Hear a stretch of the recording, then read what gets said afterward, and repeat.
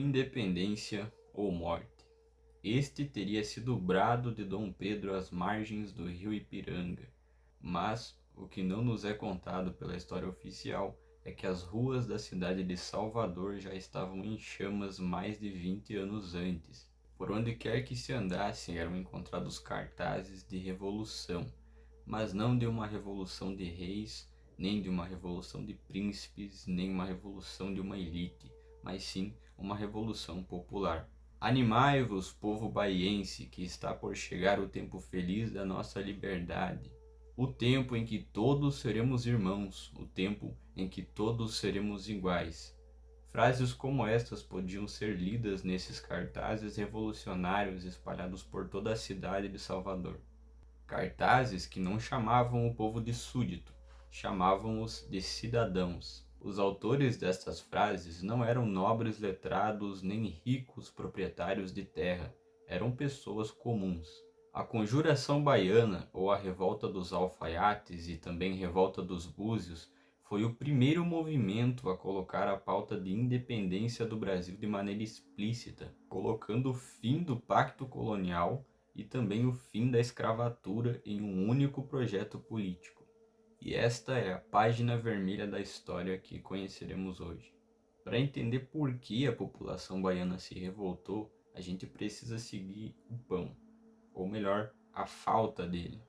Para entender esse fenômeno, a gente precisa primeiramente dar uma olhada para a economia da Bahia na época. A economia baiana era mantida pela exportação de açúcar e tabaco, que eram produzidas com mão de obra escravizada. Com a decadência do ciclo do ouro e a concorrência do açúcar produzido nas Antilhas, a pressão sobre a economia baiana aumentou.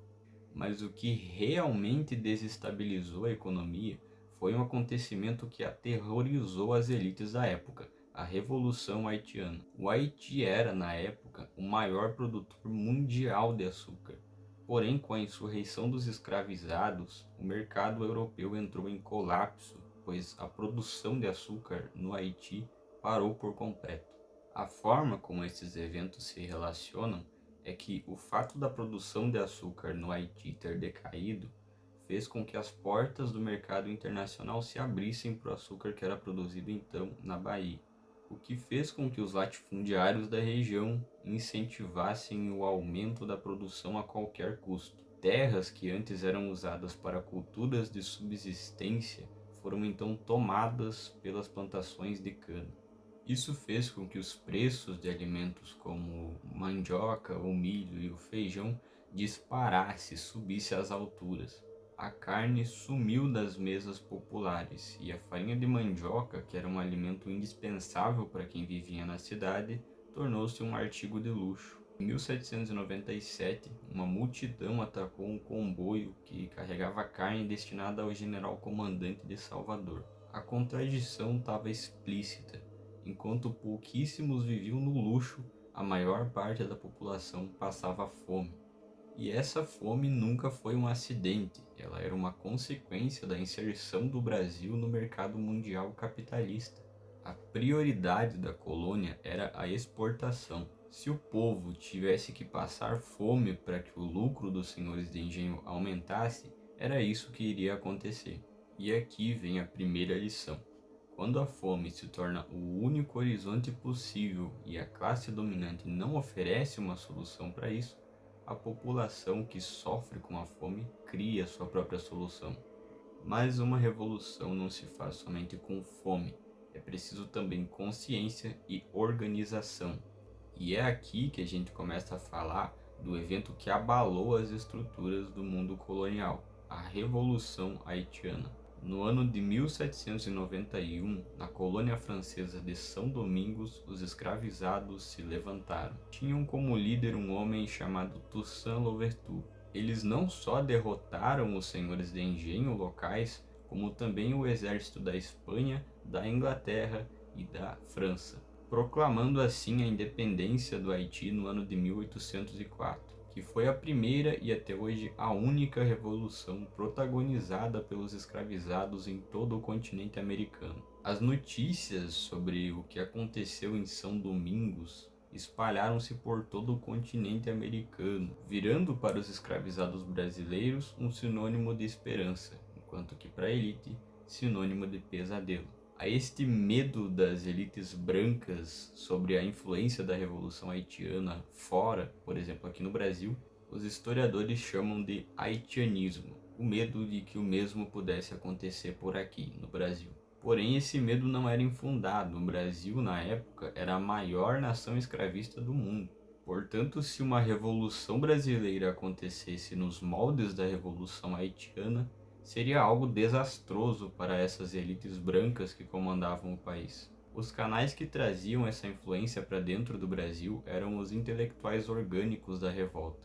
Também a mais poderosa ferramenta de difusão de ideias subversivas da época, a maçonaria. Em 1797 foi fundada em Salvador a primeira loja maçônica da América Portuguesa, chamada Cavaleiros da Luz. Ali se reuniam figuras como o médico e filósofo Cipriano Barata, o professor de latim Francisco Barreto, o farmacêutico João Ladislau de Figueiredo, o padre Francisco Gomes, o tenente Hermógenes Pantoja e José da Silva Lisboa, futuro Visconde de Cairu.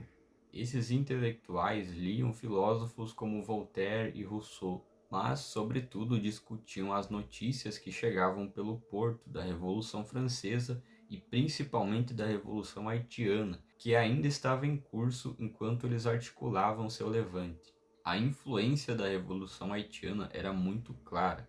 Assim como no exemplo de São Domingos, o programa político não exigia somente a independência, mas também o fim da escravatura e igualdade racial. Pautas que, por exemplo, a Revolução Farroupilha jamais ousou defender. Além do que, a Conjuração Baiana, ao contrário de outros levantes que eram liderados por uma elite branca, era formada em sua maioria por negros escravizados e também libertos, além de soldados rasos, alfaiates e artesãos. A contradição que condenou o movimento consiste em que, quando as pautas de líderes populares negros vieram à tona e se tornaram fortes, a elite branca que estava inicialmente fazendo parte do movimento recuou, como por exemplo os Cavaleiros da Luz.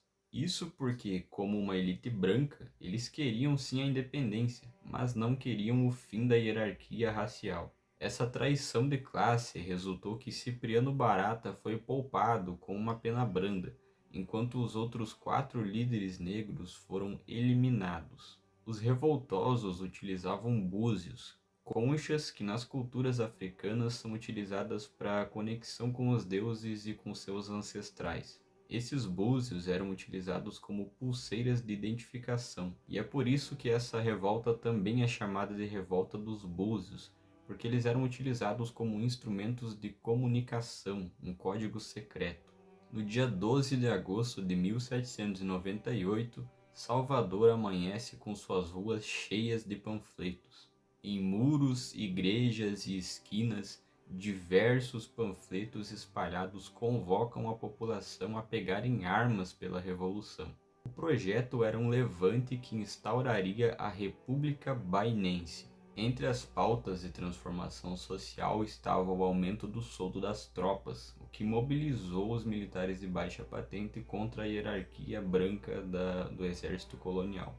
Outra pauta também era a liberdade de comércio e a abertura dos portos. Era, portanto, um programa revolucionário que atacava as 3 bases do poder colonial: o latifúndio escravista, o monopólio metropolitano e o preconceito racial. Os líderes eram os alfaiates João de Deus Nascimento, Manuel Faustino dos Santos Lira, o soldado negro Luiz Gonzaga das Virgens e o marceneiro e soldado Lucas Dantas de Amorim Torres. Em um boletim intitulado Aviso número 9, os conjurados declaravam ter 676 membros, sendo uma parcela significativa deles de militares de baixa patente. A revolta foi então delatada e a reação da coroa foi imediata. Uma carta régia do príncipe Dom João exigiu a mais severa punição para aqueles que estivessem envolvidos na conjuração. E foi então que 41 pessoas foram presas. No dia 8 de novembro de 1799, os 4 principais líderes da revolta foram eliminados, o que ocorreu na Praça da Piedade, diante de uma multidão que as autoridades fizeram questão de reunir no local.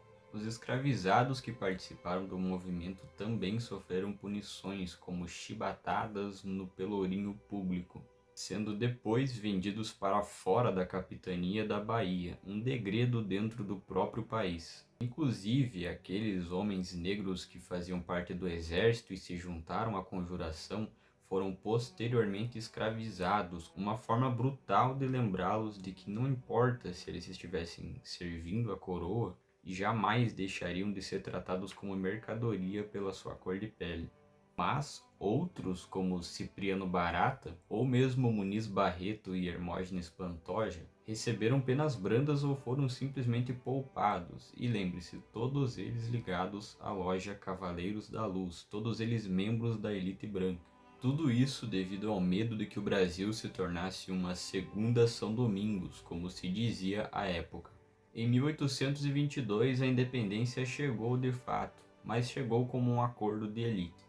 A escravidão continuava, o latifúndio permanecia intocado e o regime monárquico continuava exatamente o mesmo.